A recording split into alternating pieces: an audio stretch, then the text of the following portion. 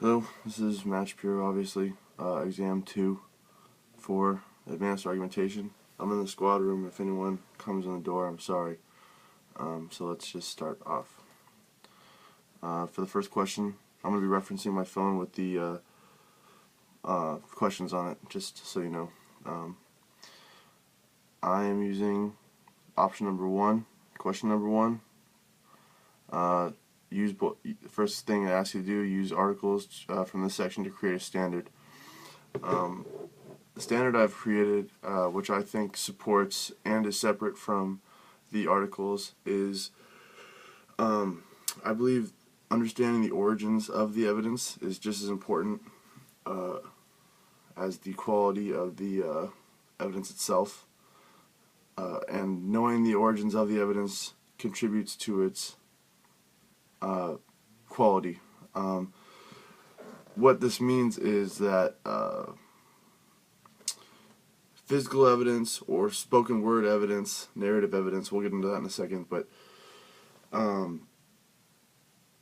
is said by somebody. It is found by someone. It is, and understanding who that person is contributes to the motive they would have to provide that evidence.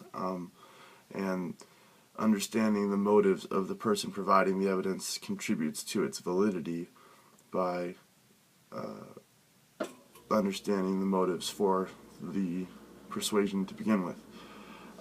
Like Bruschke touches on how he believes anyone can use persuasive evidence to convince people, despite them not maybe having the structure of the formal argumentation as a scholar would.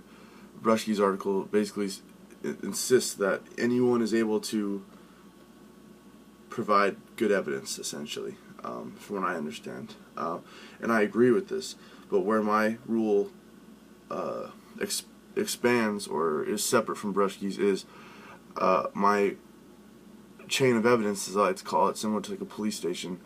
You are aware of of who's been in control of that evidence, who was the one who, if it's an oral argument, then who was the orator of that evidence or that narrative. So it calls to question the personality of the actual creator or finder of that evidence. And then finally, just onto the next article, but how it's relevant. The Fink article talks about how narrative evidence is evidence that is used to support a claim. They don't directly say it, I guess, in the definition, but what they mean is, someone who saw something with no, expert opinion or anything like that. They just saw something, and they say that the vividness of the arguments given in these narrative evidence is directly linked to its persuasiveness.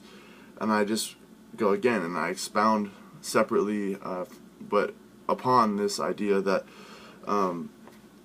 knowing the person who is doing the vivid narrative can contribute to an evidence's quality, whether if they have a giant motive to lie or manipulate evidence. I should have said that a long time ago. Manipulation of evidence is a huge key to quality of evidence. If it's been manipulated for motivations by an individual, then it's not good evidence, or it could be biased evidence.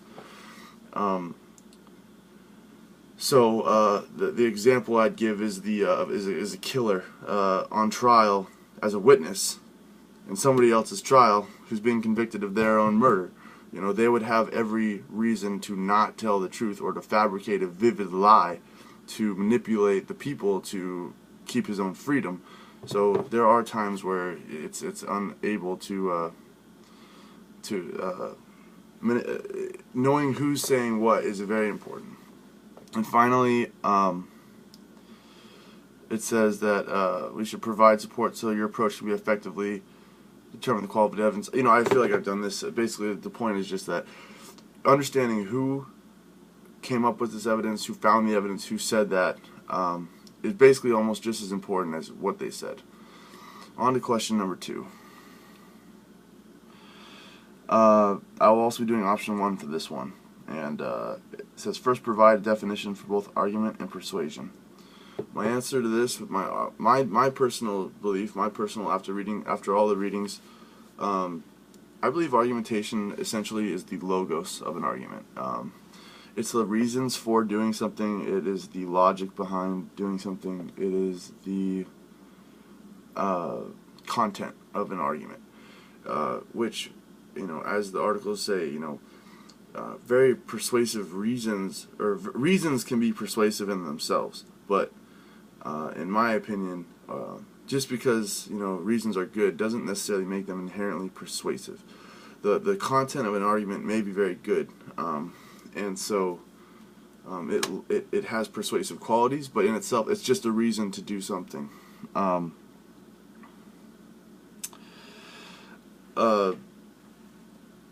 Persuasion, I would equate more to the pathos and ethos of an argument. I believe that the persuasion aspect of argumentation and persuasion has more to do with understanding of human psychology, has more to do with understanding how people will react to what you're saying, how to maybe most eloquently form your arguments, maybe more having to do with persuasion than argumentation itself, in my opinion. Sorry, I'm just reading here. Compare and contrast. Provide a stance on there is a difference. I believe there is a difference between the two. But just to loophole out of any serious problems, I'm going to also tell you I kind of believe they're almost inherently linked all the time. It's hard to talk about things that matter to you without becoming very persuasive about it, and most oftentimes you have an opinion personally which manipulates the way you discuss things, so it contributes to your using persuasion in whatever way you know how when bringing up arguments, or personal argumentation, if that's what you'd prefer, and that is the difference. This would have implications in learning environment, as we discussed in class, similar to Donnie, your own teacher, who so clearly defined them so separately. And as you told me, you're more of the kind of person who agrees that it is maybe not so much different. Maybe they are the same. And I can see where you're saying that. But for the purposes of this test, and for my honest personal truth, after believing all this, or after reading and thinking about it, I do see a separation between the two. And so, I guess I agree with your teacher. And that's how it would affect student and academic scholars. Question number 3.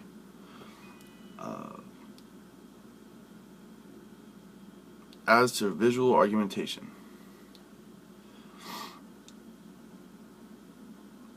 First, it says explore the legitimacy of visual arguments.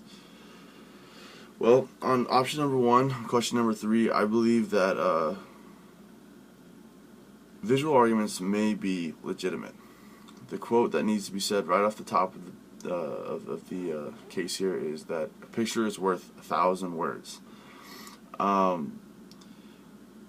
Visual arguments are,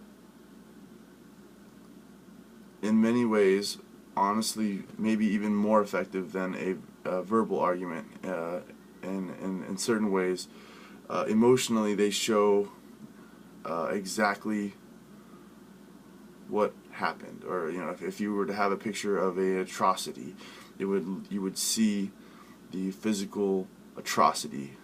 You'd see the dead bodies. You would see the gun or whatever it may be, and that has a powerful effect on the mind. It has more of an effect in many ways than if I were to just simply tell you that there were dead bodies.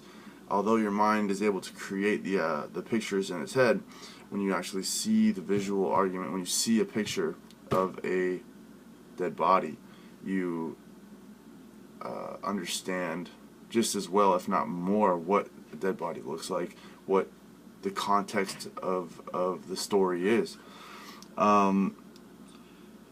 There's reasons why it is not legitimate as well. The main reason it is not is you essentially receive all the information in a visual argument at once. You are not, in a verbal argument, you are... Hey Carrie, I'm doing a test right now. It's okay.